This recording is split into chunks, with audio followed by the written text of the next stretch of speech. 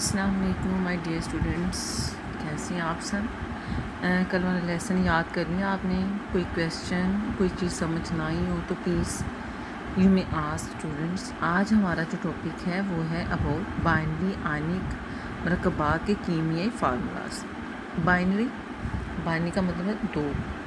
आयनिक आप जानते हैं वो कंपाउंड जिनमें पॉजिटिव और नेगेटिव चार्जेस वाले हमारे पास आयंस होते हैं। जब वो मिलते हैं तो उससे जो बनता है वो बनता है मरकब बनता है। मरकबात जमा है मरकब की, और इनको इंग्लिश में कहते हैं कंपाउंड्स। तो उनके केमिकल फार्मूलाज यानी कीमियाई फार्मूलाज हम कैसे लिखेंगे। अगर ये पेपर में आपको क्वेश्चन आएगा इसी तरह से आएगा, बाइनरी आयनिक मरकबात के कीमियाई फार्मूलाज लिखें या लिखने का तरीका बयान करें, या आप बाइनरी आयनिक मरकबात के कीमियाई फार्मूलाज किस तरह से लिखते हैं। तो अभी देख लेते हैं। आयनिक कंपाउंड के कीमियाई फार्मूलाज लिखने के लिए सबसे पहले हमें ये मालूम होना चाहिए कि इन कंपाउंड में कौन कौन से केटाइंस और एनाइंस मौजूद हैं। अब केटाइंस और एनाइंस आपको थोड़ा सा मैं रिमाइंड करवा दूँ। वो एटम्स जो इलेक्ट्रॉन देते हैं वो पॉजिटिव उनका चार्ज हो जाता है, उनको हम कहते हैं केटाइंस। और वो एटम्स जो इलेक्ट्रॉन लेते हैं वो उनके ऊपर नेगेटिव चार्ज ज़्यादा हो जाता है और उनको हम एनाइंस कहते हैं। इसकी एक मिसाल मैं भी आपको देती हूँ जी। तो स्टूडेंट्स देखिए, हमारे पास सोडियम और क्लोरीन की मैंने मिसाल आपको दिखा देती हूँ। सोडियम के न्यूक्लियस में जो हमारे आ रहे हैं, यहाँ देखिए आपके पास 11 प्रोटॉन्स हैं। इसी तरह पहले शेल में 2 इलेक्ट्रॉन्स हैं, सेकंड में 8 हैं और थर्ड में 1 है। टोटल इलेक्ट्रॉन्स 11 हैं, यानी +11 और -11 इक्वल हो रहा है, और सोडियम के ऊपर कोई चार्ज नहीं है। जैसे ही सोडियम अपना 1 इलेक्ट्रॉन देगी क्लोरीन को, तो देखते हैं क्या होगा। अभी क्लोरीन को अगर देखें, इसमें भी न्यूक्लियस में 17 पॉजिटिव चार्जेस प्रोटॉन्स हैं और उसके 17 इलेक्ट्रॉन्स हैं। अगर हम उसका चार्ज देखें तो वो बैलेंस हो रहा है, इसलिए क्लोरीन के ऊपर कोई चार्ज नहीं है। जैसे ही सोडियम अपना 1 इलेक्ट्रॉन क्लोरीन को देगी, तो आप देखेंगे कि देखिए यहाँ पर प्रोटॉन कितने हैं आपके पास 11, इलेक्ट्रॉन कितने रह गए हैं 1 देने के बाद 10, तो इसके ऊपर कौन सा चार्ज आ गया पॉजिटिव। और इस तरह जो है ये आयन जो है वो पॉजिटिव बन गया है आपके पास सोडियम का। इसको हम सोडियम आयन कहेंगे, और ये केटाइन है। क्लोरीन ने 1 इलेक्ट्रॉन लिया, उसके पास 18 इलेक्ट्रॉन्स हो गए, उसके पास चार्ज नेगेटिव आ गया। अब क्लोरीन के ऊपर चार्ज आ गया नेगेटिव। अब ये क्लोरीन नहीं रहा, ये क्या बन गया क्लोराइड आयन। तो इस तरह सोडियम और क्लोराइड आयन जो हैं इनके दरमियान फोर्स ऑफ अट्रैक्शन आएगी। इस तरह से जो है वो आपके सामने केटाइन और एनाइन का जो कॉन्सेप्ट है मैंने थोड़ा रिवाइज करवा दिया ताकि आपको भूले नहीं। तो इस तरह जो है वो क्या करेंगे, इनके दरमियान फोर्स ऑफ अट्रैक्शन कशिश की क़ुव्वत आएगी, जिसकी वजह से ये कंपाउंड बना देंगे। और ऐसा कंपाउंड जो आयंस के मिलने से बने आयनिक कंपाउंड कहलाता है। अब आगे चलते हैं, देखते हैं कि किस तरह से जो है हम बाइनरी मरकबात जो कि आयनिक हैं उनका फार्मूला लिखेंगे, केमिकल फार्मूला। यहाँ पर मिसाल दी है लिथियम ऑक्साइड की, उसका फार्मूला हम कैसे लिखेंगे।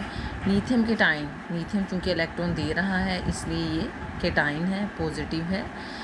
एक पॉजिटिव चार्ज का मतलब है इसने अपना 1 इलेक्ट्रॉन देना है, और जो है इस तरह उसका सिंगल चार्ज लिखा जाएगा Li पॉजिटिव, और एनाइन का सिंबल इस तरह चार्ज लिखा जाएगा, क्योंकि इस जो है लिथियम के 1 इलेक्ट्रॉन दे रहा है तो उसका जो है चार्ज क्या आ रहा है +1, और ऑक्सीजन का जो है वो -2 आ रहा है।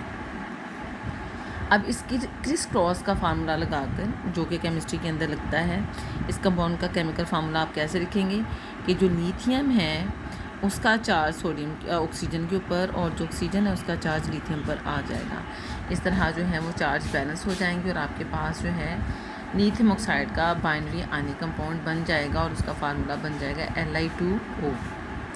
अगला फार्मूला आपके पास एल्युमिनियम ऑक्साइड का आ रहा है। एल्युमिनियम 3 इलेक्ट्रॉन देने की सलाहियत रखता है। It has ability to lose 3 electrons, donate 3 electrons.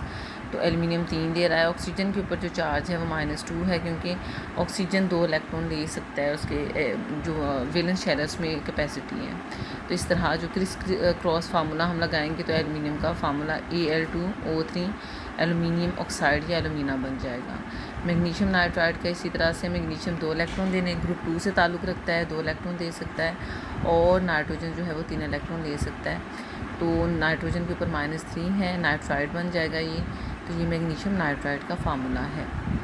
आगे आपके पास मुख्तलिफ एटम्स, फिर उन्हीं एटम्स के चार्ज जो हैं आयंस, उनके ऊपर चार्ज लिखा हुआ है और फिर उनके कैटायंस और एनायंस के बारे में बताया हुआ है। तो पहले हमारे पास है हाइड्रोजन, 1 इलेक्ट्रॉन दे सकता है, ग्रुप 1 से ताल्लुक़ रखता है। इसी तरह सोडियम ग्रुप 1 से ताल्लुक़ रखता है और लिथियम आ जाएगा। तो ये एक इलेक्ट्रॉन जो है वो डोनेट कर सकते हैं, दे सकते हैं। पोटाशियम भी दे सकता है 1 इलेक्ट्रॉन। तो इनके ऊपर +1 चार्ज है। मैग्नीशियम, कैल्शियम, बेरियम ये 2 इलेक्ट्रॉन दे सकते हैं, इनके ऊपर +2 चार्ज आ जाएगा। जिंक 2 इलेक्ट्रॉन्स दे सकता है, इसके ऊपर भी +2 चार्ज आ जाएगा। ये इसी ग्रुप से बिलोंग नहीं करता जिससे मैग्नीशियम और कैल्शियम करते हैं। एल्युमिनियम के ऊपर भी +3 चार्ज है क्योंकि ये 3 इलेक्ट्रॉन दे सकता है। अब एनाइंस देख लें आप, ऑक्सीजन 2 इलेक्ट्रॉन ले सकता है, नाइट्रोजन 3। तो इसी तरह से उनके जो चार्जेस हैं -2 -3 हैं। क्लोरीन 1 ले सकता है, ब्रोमीन 1 ले सकता है, आयोडीन 1 ले सकता है। कॉपर का डिपेंड करता है, इसका वेरिएट करता है, ये 1 इलेक्ट्रॉन दे सकता है, डिपेंड करता है किसके साथ बॉन्डिंग कर रहा है। इसी तरह कॉपर अगर किसी एक ऐसे एलिमेंट के साथ बॉन्डिंग करेगा जहाँ इसके 2 इलेक्ट्रॉन डोनेट करने हैं तो फिर इसका चार्ज +2 होगा। आयरन भी इसकी वेरिएबल वैलेंसी होती है, तो इसलिए ये +2 और +3 शो करेगा। अगर ये 2 इलेक्ट्रॉन देगा तो ये फेरस होगा, अगर 3 देगा तो फेरिक होगा। इसी तरह कॉपर अगर 1 इलेक्ट्रॉन देगा तो क्यूप्रस होगा, 2 इलेक्ट्रॉन देगा तो क्यूप्रिक होगा। आगे स्टेनस आपके पास आ गया टीन, तो ये भी 2 इलेक्ट्रॉन 4 इलेक्ट्रॉन दे सकता है, ये ट्रांजिशन एलिमेंट्स में आ जाएगा। निकल 2 इलेक्ट्रॉन दे सकता है, इसलिए इसके ऊपर +2 चार्ज है। आई होप आज का लेसन आपको समझ आ गया होगा। इंशाल्लाह सुबह कंपाउंड्स के केमिकल फार्मूला से स्टार्ट करेंगे। अगर कोई चीज़ समझ ना आए तो आप क्वेश्चन कर सकते हैं बेटा। सी यू टुमारो इंशाल्लाह। अल्लाह हाफिज़।